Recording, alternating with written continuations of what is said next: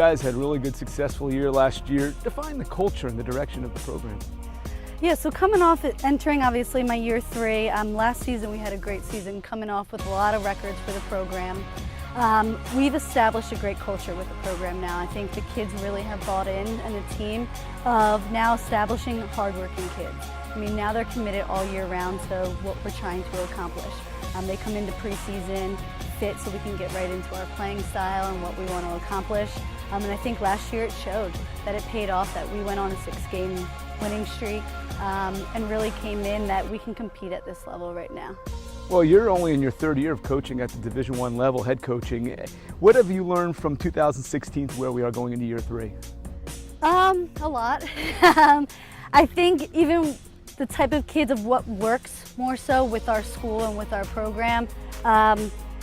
Coming from LaSalle, I think certain things work with those kids. And here we have a whole different kind of mentality. Even the academics are different here too. So I think I've learned to make adjustments more so, you know, based off of what the kids are and what works for us, instead of just getting set of, this is how I want to do things. Well, you were a star player at LaSalle. You got a chance to coach there. What are some of the things that maybe stand out from what you learned from the legendary Paul Royal? Yeah, he was a great mentor. Playing under him and then coaching and seeing the different side of everything that goes into it.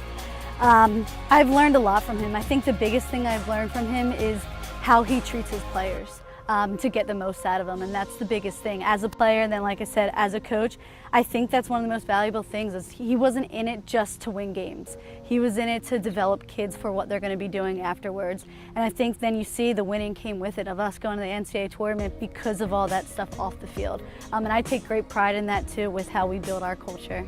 Well, that being said, how would you think your players would describe you as a head coach? Depends on the day. No, I'm kidding.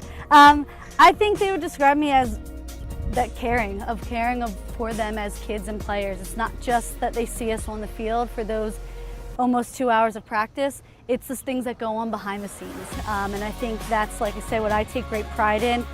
We want to see them doing well. We have meetings with our kids to make sure academically, even just socially, what's going on with them and how they're feeling emotionally.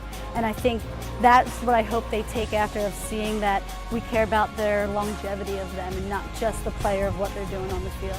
I look at your season last year, I think resilient, you know, the way you started, the way you hung in there.